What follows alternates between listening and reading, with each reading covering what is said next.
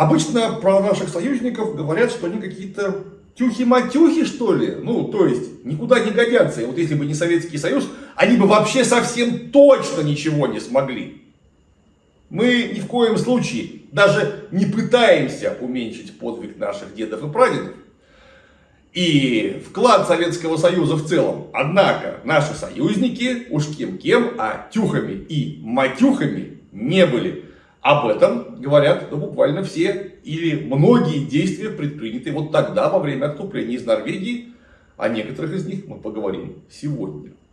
Естественно, вот тогда, в 1940 году, когда стратегическая ситуация в Норвегии поменялась на 180 градусов, и роль мыши и мышеловки некоторым образом развернули,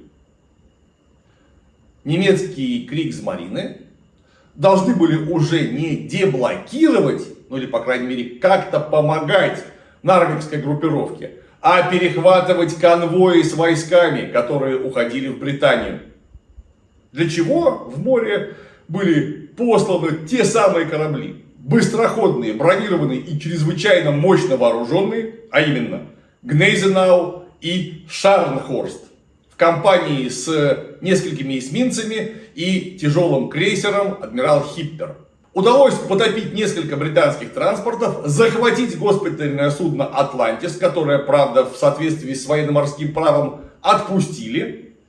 Ну и так, оперируя, адмирал Хиппер, все-таки это большой корабль, но далеко не линкор, израсходовал известную часть топлива. После чего их отправили в тогда уже захваченный Тронхейм в Норвегию вместе с эсминцами для пополнения топливного запаса. И рейд продолжился усилиями двух линкоров Шарнхорст и Гнейзенау, которыми командовал вице-адмирал Вильгельм Маршаль. Человек чрезвычайно интересной судьбы, который умудрился переместиться с минного заградителя Виадра на линейный корабль Кронпринц, а оттуда на подводные лодки. И вот уже в Веймарскую республику взлететь на серьезные адмиральские высоты, став одним из ведущих командиров Кригсмарины уже во времена Третьего Рейха. Кстати, он постоянно ссорился, я бы даже сказал, собачился с гросс-адмиралом Рёдером. Эрих Рёдер его не любил. Но вот они не сошлись в подходах к военно-морской тактике и стратегии. Так получилось, и более того, так бывает, никогда нельзя отказываться от проклятого человеческого фактора. Люди не роботы, у них есть эмоции и личные предпочтения. И вот 7 июня 1940 года в английском соединении случилось нечто непонятное. Английское соединение, повторюсь, было довольно представительным. Крейсера, 2 авианосца, эсминцы. И вот от этого прекрасного творческого коллектива вдруг отваливает авианосец Глориус. Всего с 2 эсминцами конвоя, Ардент и Акаста. Это эсминцы А-класса, второй половины 20-х годов постройки. Для своего времени очень неплохие, но, прямо скажем, для начала 40-х не самые современные. И в любом случае их было всего 2.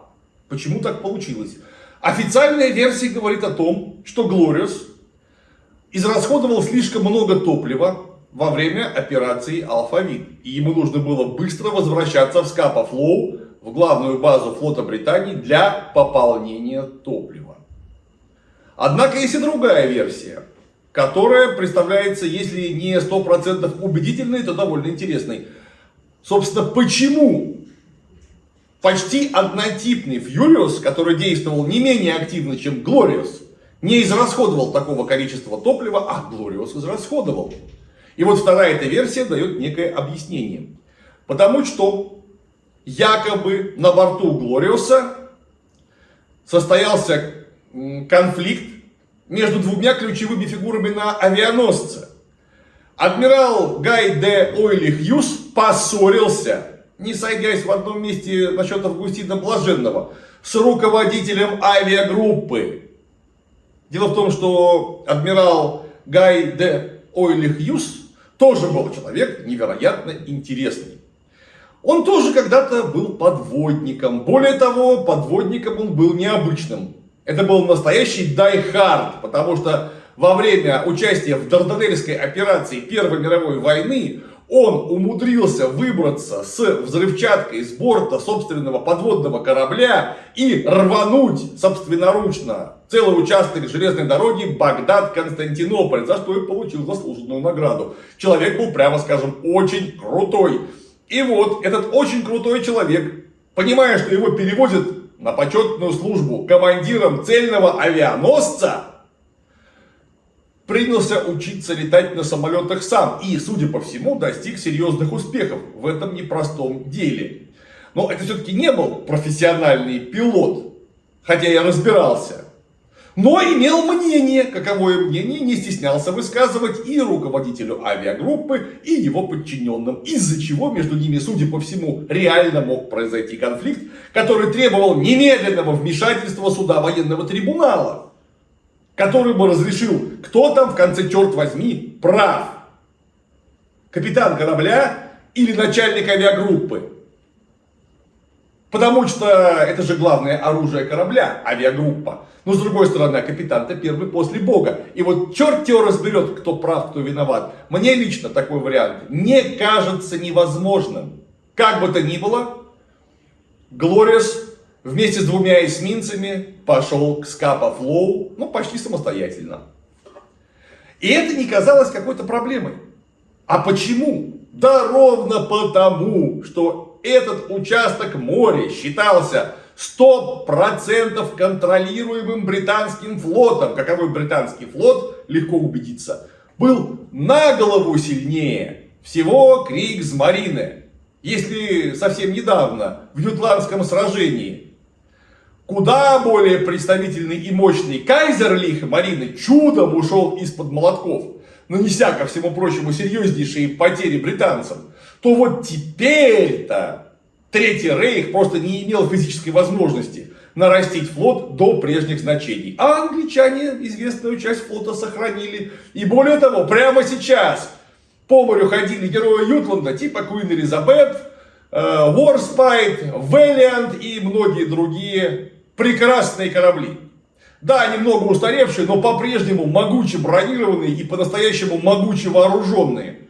Будучи, если не сильнее, то как минимум наравне, один на один, с любым самым тяжелым вымпелом из современного германского флота. И никто не знал, что в это время вице-адмирал Вильгельм Маршал получил приказ на перехват конвоя. И Вильгельм Маршал бросился исполнять приказ. Одна проблема, у него эсминцев больше не было. Он не мог проводить дальнюю визуальную разведку при помощи кораблей. Да, у него была авиагруппа, однако далеко не всегда ее можно было использовать. Задача у Вильгельма Маршала была простая, как яйцо Колумба. Искать и топить войсковые транспорты, набитые техникой и солдатами, чтобы нанести максимальный стратегический ущерб Великобритании. Вступать в сражение с боевыми кораблями считалось строго вспомогательной задачей. Вспомогательной для решения задачи основной. И вот 8 июня в 16:46 наблюдатель с Марсов Шарнхорста увидел дымы на горизонте, которые шли восточнее германского соединения. Вот бог его знает. А кто это там такой? И Шарнхорст, и Гнейзенау были оснащены самыми современными, очень хорошими немецкими радарами, которые были, конечно же, очень хорошие для своего времени, то есть могли помочь определить дистанцию до цели, но не могли доподлинно обозначить тип цели и ее, естественно, государственную принадлежность. Надо было идти и смотреть, а что это там такое красиво на горизонте-то дымит. Вдруг те самые войсковые транспорты. И в 17:00 Гнейзенау и Шарнхорст подняли боевые вымпелы и легли на боевой курс, сделав полный разворот и взяв скорость 29 узлов. Держа параметры пара так, чтобы в любой момент можно было очень быстро нарастить скорость до полной 31,5 узел при усилии двигательной установки в 160 тысяч лошадиных сил. И вот, разрубая вечернюю июньскую воду Норвежского моря, два бронированных мастодонта устремились, как они думали, топить войсковые транспорты. Как, в общем-то, они уже и начали это делать более-менее убедительно. Каково же было удивление, когда навстречу им выплыл английский эсминец, а вот там на горизонте вполне уверенно опознали силуэт авианосца во время ясной погоды, днем, на расстоянии прямого выстрела. Конечно же, сначала пришлось отгонять эсминец, который запрашивал: а кто это там такой к нам приехал красивый? Потому что англичане-то по силуэту немцев не распознали. Они до последнего были уверены, что в этой части океана не может быть никаких немцев. Там господствует британский флот. Впрочем, и Гнейзенау, и Шарнхорст еще раз покажут класс и прорвутся из Бреста в Вильгельмсхафен, в Гельголандскую бухту, прямо через канал Ла-Манш, где не просто господствовал британский флот, а это просто их домашняя лужа, черт возьми, просматриваемая и простреливаемая со всех сторон. Но это дело куда более позднее. Пока была затравочка, и затравочка оказалась что надо. Отогнав залпами 150-миллиметровой артиллерии эсминец, а эсминцы, не смотри, все-таки, что не совсем современные, а были чрезвычайно мощно вооружены торпедами. 2 по 4 торпедных аппарата калибра 533 мм. Проблемы для любого самого бронированного корабля своего времени. Авианосец в это время шел со скоростью 17-18 узлов, совершая противолодочный зигзаг, потому что единственное, чего могли опасаться, по мнению Гая де Одли Хьюза, англичане, так это немецких субмарин. А вот эти вот дымы на горизонте, это ж наверняка наши. И вот только в 5 часов, в 17:00 заподозрили что-то неладное, еще не вполне уверенно опознав немцев. Однако, главное оружие авианосца, старенькие, тихоходные, но чрезвычайно именно из-за этого опасные бипланы, торпедоносцы Swordfish в количестве 5 штук находились на борту Глориуса. Больше не было ровно потому, что он перевозил из Нарвика Харрикейны из-за своих просто огромных элеваторов, которые могли принимать на ангарную палубу сухопутные самолеты с нескладывающимися крыльями. И всего 5 Swordfish'ей. 2 из них выкатили на всякий случай на полетную палубу и приготовились к боевому вылету. Через 20 минут в 17:20 стало ясно. Дело пахнет жареным, потому что никакие это не англичане, а к авианосцу приплыли 2 германских линкора. И в 17:20 объявляют боевую тревогу. И ровно через 7 минут, в 17:27, Гнейзенау открывает огонь главным калибром. 28-сантиметровые пушки загрохотали над водами Норвежского моря, еще раз доказав: система наведения и профессионализм германских канониров находится на высочайшем уровне. Была взята классическая артиллерийская вилка. Перелет, недолет и третий залп, который прогремел, вдумайтесь, всего лишь в 17:32, через 5 минут после начала пристрелки, на дистанции 25 километров, дал попадание в полетную палубу Глориуса, раздался мощный взрыв. Палуба была пробита и буквально изуродована. Swordfish'и смело с поверхности корабля, ну а палубные повреждения сделали невозможным подъем самолетов вообще. После чего смертельно опасный для любого надводного корабля, тем более крупного надводного корабля, авианосец оказался совершенно беспомощен. И тогда, это к вопросу о тюхах и матюхах. На 2 огромных, сверхбронированных и сверхвооруженных германских корабля бросились британские эсминцы Акаста и Ардент, которые были вооружены всего лишь 120-миллиметровой артиллерией. И для того, чтобы пустить торпеды, им нужно было очень близко подойти. А их там поджидали целые ансамбли 150-миллиметровых пушек, и если не хватит 105-миллиметровой зенитки, которая для небольшого эсминца длиной в 98 метров очень опасный враг. И однако они не побоялись. Прикрыв Авианосец с дымами, они бросились в атаку, дав веером 4-торпедные залпы по германским дредноутам. Однако их произвели с довольно большой дистанции. Немцы тоже не сидели сложа руки, накрывая постоянно курс атаки эсминцев 150 миллиметровой артиллерии, и поэтому торпеды прошли мимо. Эсминцам в тот раз пришлось отворачивать и еще раз прикрывать собственный авианосец дымовыми завесами, потому что и Шарнхорст, и Гнейзенау постоянно выцеливали и не прекращали гвоздить. Кстати, только в этот момент Гай де Одлих-Юст догадался дать полный ход и отвернуть от немцев, потому что он до сих пор шел им на сближение. А напомню, корабль это был очень скоростной, 31,5 узел. Это круто, это так же, как умеют ходить Шарнхорст и Гнейзенау. Правда, из-за перегруза самолетами, из-за сверхинтенсивного использования я не уверен, что Глория смог дать паспортные узлы. Но в любом случае, попытаться уйти, попытаться сманеврировать, попытаться удержать максимальную дистанцию до очень скорой темноты он мог, но просто не успел. И это опоздание, почти получасовое опоздание, оказалось роковым. И роковым в первую очередь для главного виновника торжества, для командира авианосца Гая де Одлих-Юза.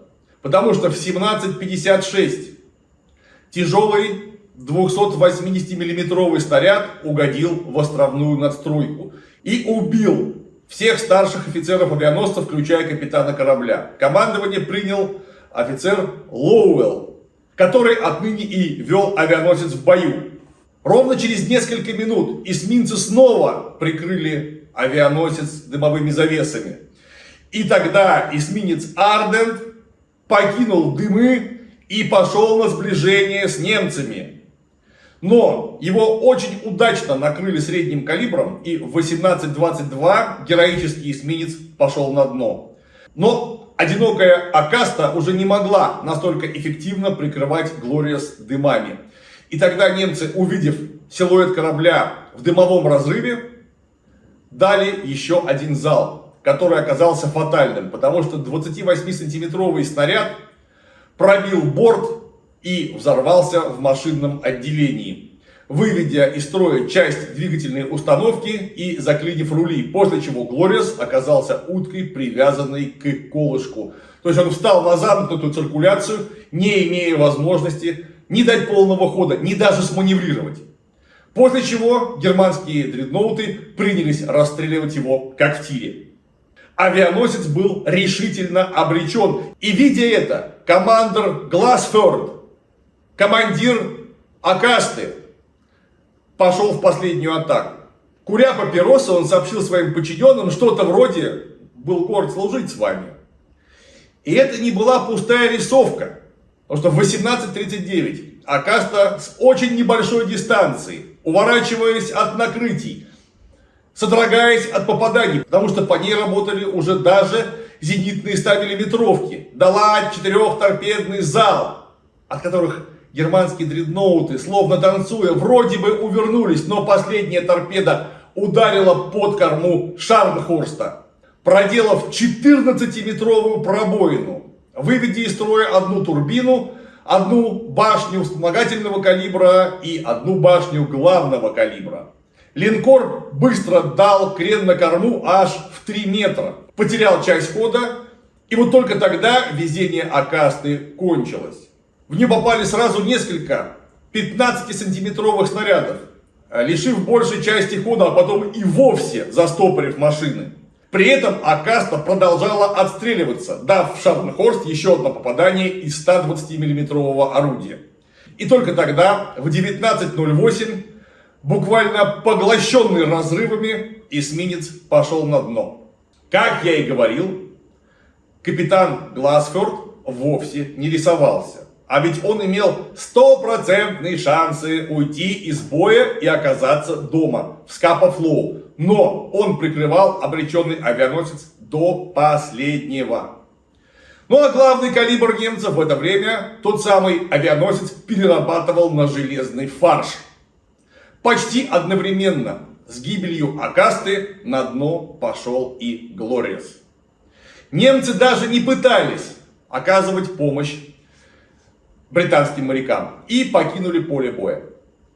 Им нужно было довольно быстро идти в базу для того, чтобы ремонтировать серьезно пострадавший Шарнхорст. Сигналы, которые подавала Глориас, смогли засечь на крейсере Девоншир, том самом крейсере, который эвакуировал королевскую семью Норвегии. Туда немедленно были высланы корабли, которые должны были помочь гибнущему авианосцу. И они смогли спасти из моря не то 42, не то 46 моряков. Так я и не смог найти точных данных. А 1520 человек расстались с жизнью. Надо сказать, что общие потери во время Нарвикской операции у вермахта составили чуть больше 1400 человек. То есть за один раз немцы угробили высококвалифицированных, отборных людей больше, чем за всю Нарвикскую операцию. Правда, надо отдать должное героизму командира Гласфьорда. Вот можно сказать, что ты, черт возьми, делал, ты же угробил почти всех своих парней.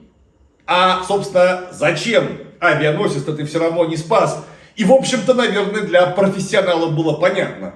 Шансов у него ровно 0. Но, подбив Шарнхорст и отправив его в ремонт, командир Гласфьорд спас буквально транспорты, которые уходили из Нарвика. Потому что, когда рейдерство возобновилось, рейдить было больше некого.